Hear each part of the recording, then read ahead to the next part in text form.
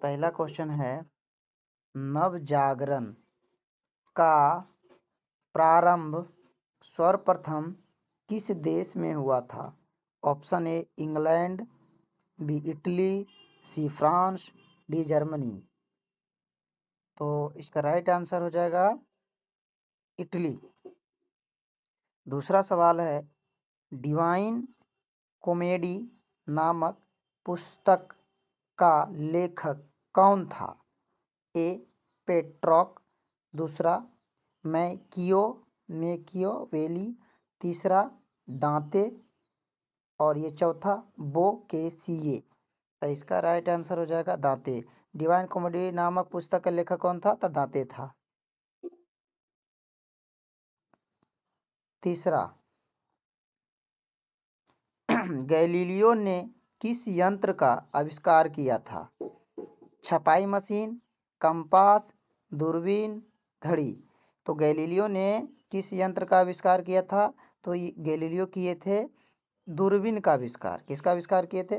दूरबीन का। इसका राइट आंसर क्या हो जाएगा? दूरबीन।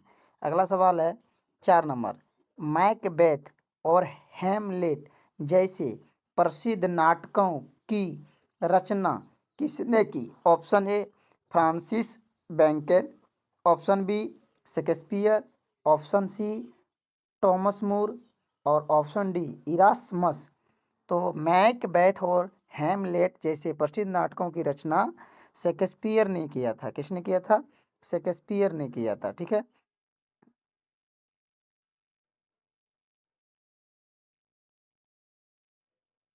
अगला सवाल है 5वां, धर्म सुधार आंदोलन का मुख्य उद्देश्य क्या था?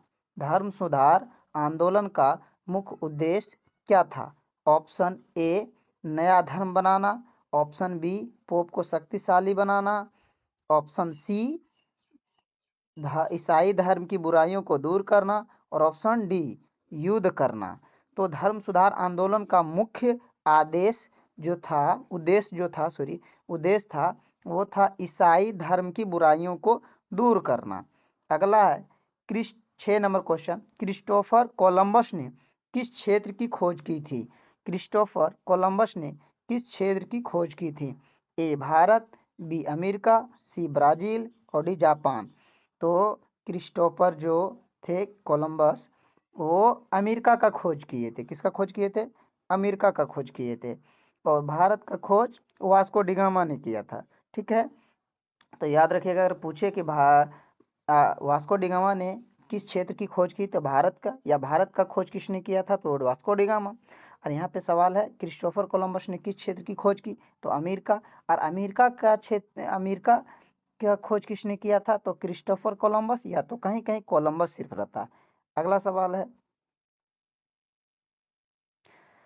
कि 7वां नंबर, शक्ति पृथक्करण का सिद्धांत किसने प्रतिपादित किया? शक्ति के पृथक्करण का सिद्धांत किसने प्रतिपादित किया? एक ए रूसो, दूसरा वाल्टेयर, तीसरा मोंटेस्क्यू और चौथा दाते। तो ये मोंटेस्क्यू ने किया था। किसने किया था? मोंटेस्क्यू ने शक्ति के पृथक्करण का सिद्धांत प्रतिपादित किया था। अगला सवाल है 8 नंबर,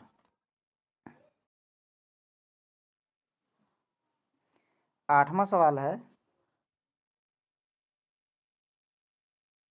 कहता है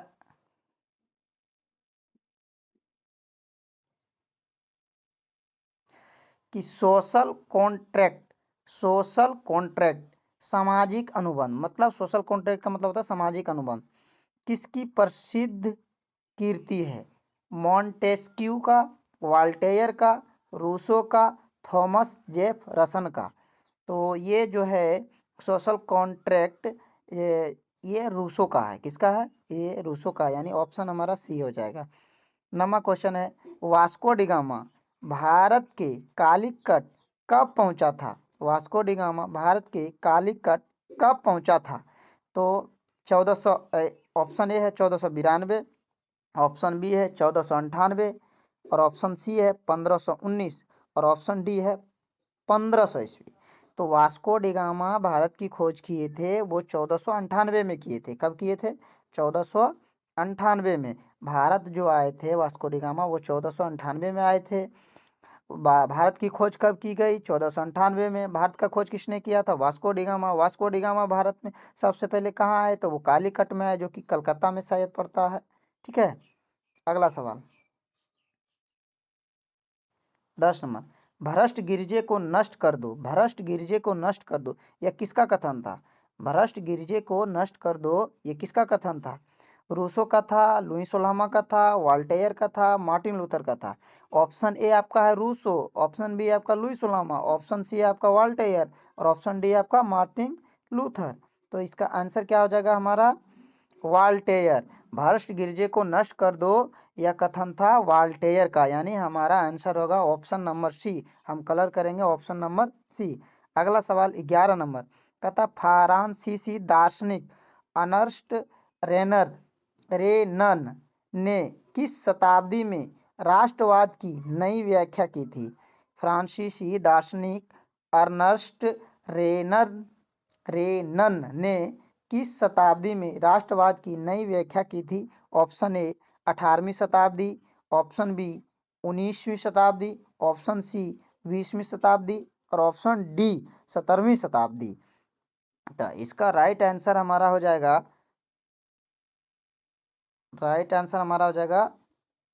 19वीं शताब्दी। क्या हो जाएगा? 19वीं शताब्दी।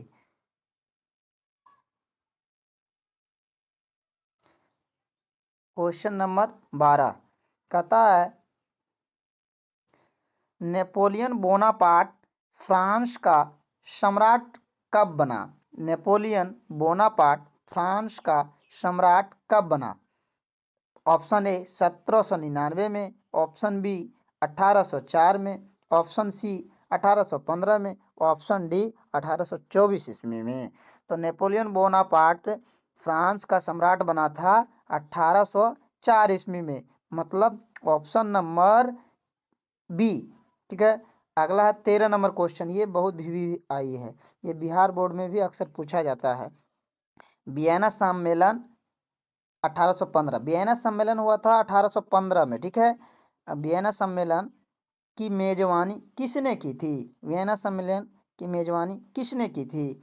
ऑप्शन ए नेपोलियन ने, ऑप्शन बी बिस्मार्क ने, ऑप्शन सी मेटरनिख ने और ऑप्शन डी मैजनी ने। तो हमारा राइट आंसर होगा इसका मेटरनिख ने वियना सम्मेलन की मेजबानी मेटरनिख ने किया था। और कब किया था? तो 1815 में।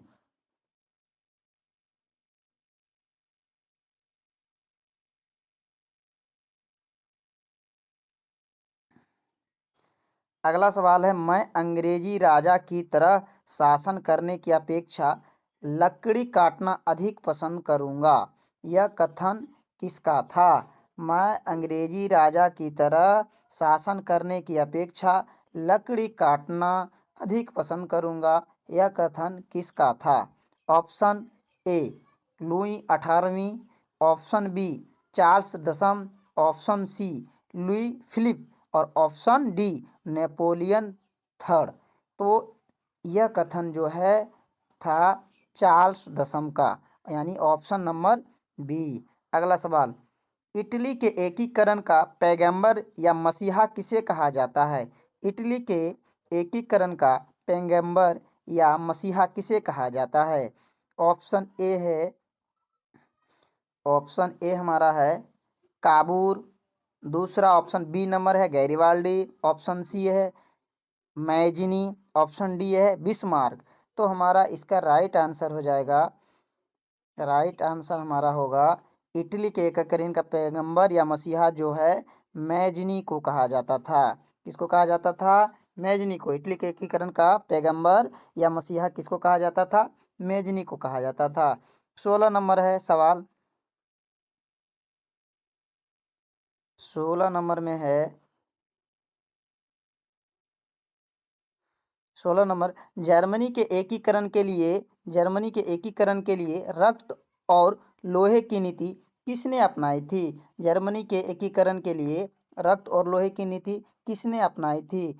रक्त और लोहे की नीति अपनाने वाले थे? बिस्मार्क। Option number C. यानी जर्मनी के एकीकरण के लिए रक्त और लोहे की नीति किसने अपनाई थी? तो बिस्मार्क ने। यानी हमारा आंसर हो जाएगा सी। अगला 17 नंबर सवाल है, कहता है कि फ्रांस में द्वितीय गणराज्य की स्थापना किस क्रांति के बाद हुई? फ्रांस में द्वितीय गणराज्य की स्थापना किस क्रांति के बाद हुई? तो ये जो हुआ था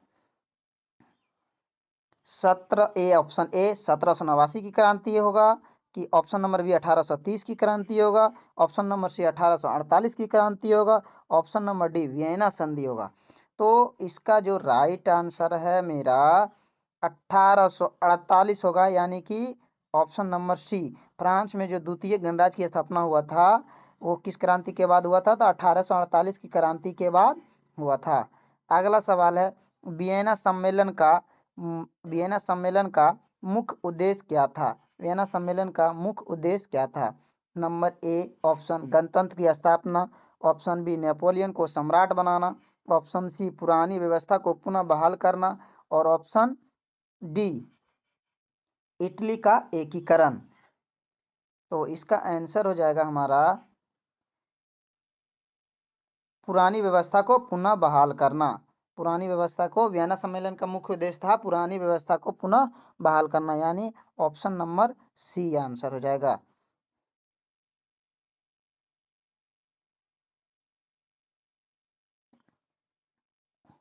19 नंबर सवाल है, बिस्मार्क जर्मनी का चांसलर कब नियुक्त हुआ?